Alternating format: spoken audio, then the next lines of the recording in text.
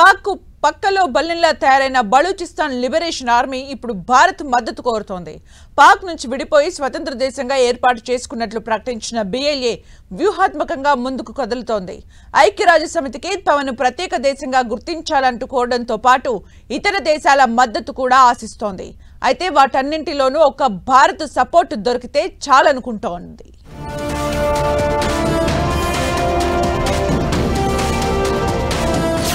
Balochistan calling, Bharat మద్దతు కోసం తహతహ, హింగ్లాజ్ దేవి ఆశ్రమానికి రావాలంటూ పిలుపు.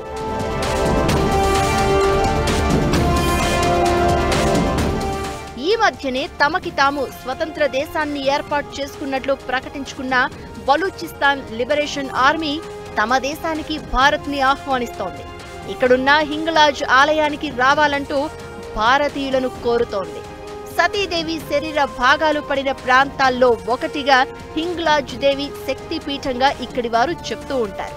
ఇలా భారతీయులను సెంటిమెంట్తో ఆకర్షించడంతో పాటు బలూచిస్తాన్ తన మనుగడను పెంచుకునేందుకు ఓ బలమైన తోడు కోరుకుంటోంది.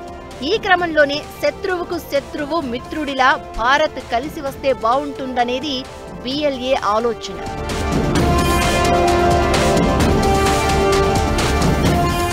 పాక్ విషయంలో బలూచిస్తాన్ భారత్కు పూర్తిగా సపోర్ట్ చేస్తూ వస్తోంది. పాక్ ఆక్రమిత కశ్మీర్ను కూడా భారత్కు అప్పగించాలంటూ తన స్వరాన్ని వినిపించింది. పాక్ భారత్ యుద్ధంలో కూడా భారత్కు బలూచిస్తాన్ పూర్తిగా మద్దతు ఇస్తున్నట్లు తెలిపింది. పాకిస్తాన్ తమ దేశంలో ఉన్న అపార ఖనిజ సంపదను దోచుకుంటూ తమ ప్రజలను బానిసలుగా చూస్తున్నారు అన్నది బలూచిస్తాన్ ఆర్మీ ప్రధానమైన ఆరోపణ. బలూచిస్తాన్ తీర ప్రాంతాల్లో అపారమైన గ్యాస్ ఖనిజాలు ఉన్నాయని, వాటన్నింటినీ పాకిస్తాన్ ప్రావిన్స్ వినియోగించుకుంటూ బలూచిస్తాన్ వెనుకబడిలా చేస్తున్నారని బిఎల్ఏ ఆరోపిస్తోంది.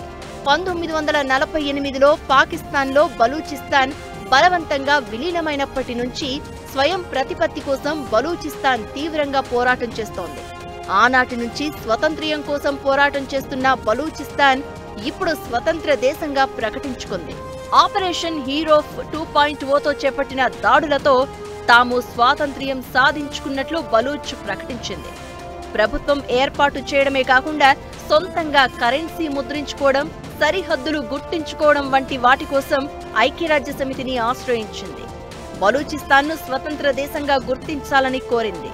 అదే సమయంలో భారత్ సహా కొన్ని దేశాలకు విజ్ఞప్తి చేసింది. అయితే ఇవి ఎంతవరకు విజయవంతం అవుతాయన్నది ఇప్పుడు అసలు ప్రశ్న.